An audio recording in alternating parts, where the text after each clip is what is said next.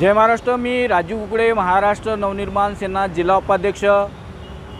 चंद्रपूर मध्यवर्ती सहकारी बँकेच्या नौकर भरतीमध्ये 360 पदाच्या नौकर भरतीमध्ये या इथल्या अध्यक्ष आणि संचालकांनी मागासवर्गीयाचं SC ST OBCचं आरक्षण डावललं होतं। त्यावेळेस महाराष्ट्र नवनिर्माण सेनेकडून आम्ही आवाज उचलला होता की मागासवर्गीयाचं आरक्षण नौकर भरतीमध्ये लागू करा। आणि त्या संदर्भामध्ये आम्ही तब्बल 28 दिवस महाराष्ट्र नवनिर्माण सेना आणि आरक्षण बचाव संघर्ष कृती समितीच्या माध्यमातून 28 दिवस आंदोलन केलं होतं। 16 दिवस आम्ही आमरण उपोषण केलं होतं।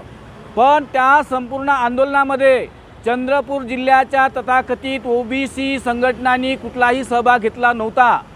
पण जेव्हा आज जे आहे मराठा आंदोलन झालं, मराठा आंदोलनाला यश मिळालं आणि मराठा समाजाला जे आहे OBCच्या माध्यमातून काही प्रमाणामध्ये जे आरक्षण मिळालेलं आहे त्या विरोधामध्ये OBCच्या तमाम संघटना ज्या आहे एकवटलेल्या आहे आणि त्यांचे धरणे आंदोलन प्रदर्शन त्यांचे सुरू आहे।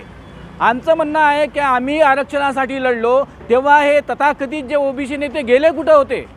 आज जे उठून उभे झाले आणि आरक्षण आमचं संपून टाकणार आहे म्हणून मराठे आता म्हणून आम्हाला OBCमधून आरक्षण द्यायचं नाही असे म्हणत आहे। पण OBC समाजामध्ये 346 जे जाती आहे त्याच्यामध्ये मराठा पण आहे। पण अशा परिस्थितीमध्ये जेव्हा हक्काची लढाई चंद्रपूर जिल्ह्याच्या मध्यवर्ती सहकारी बँकेच्या नौकर भरतीमध्ये हक्काची लढाई होती, त्या हक्काच्या लढाईमध्ये मागासवर्गीय समाजाला SC ST OBCनं आरक्षण नाकारलं तेव्हा हे लोक कुठंच नव्हते। आज फक्त राजकीय लाभ घेण्यासाठी हे सगळे थोतांड जे आहे तथाकथित OBC नेते समोर येऊन आंदोलन करतायत, याचा आम्ही तीव्र शब्दामध्ये निषेध करतो।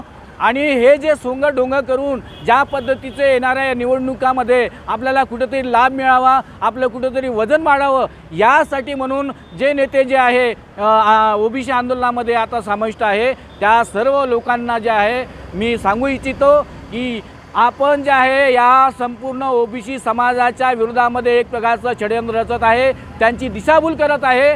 जर तुम्हाला खरोखरच जर OBCच्या संदर्भामध्ये लढायचं आहे, त्यांना न्याय हक्क मिळवून द्यायचे होते तर CDCC बँकेच्या नौकर भरतीमध्ये 360 पदाची जी नौकर भरती होती त्याच्यामध्ये आरक्षण नाकारलं तेव्हा तुम्ही कुठल्या बिळामध्ये लपून होता हे आम्हाला पहिलं सांगावं। आणि महाराष्ट्र नवनिर्माण सेना निश्चितपणे या संपूर्ण ज्या CDCC बँकेच्या नौकर भरतीच्या विरोधामध्ये आम्ही SIT चौकशी लावली आणि आम्ही पाठपुरावा करतो। निश्चितपणे आपल्या लोकांना आम्ही न्याय मिळवून देऊ।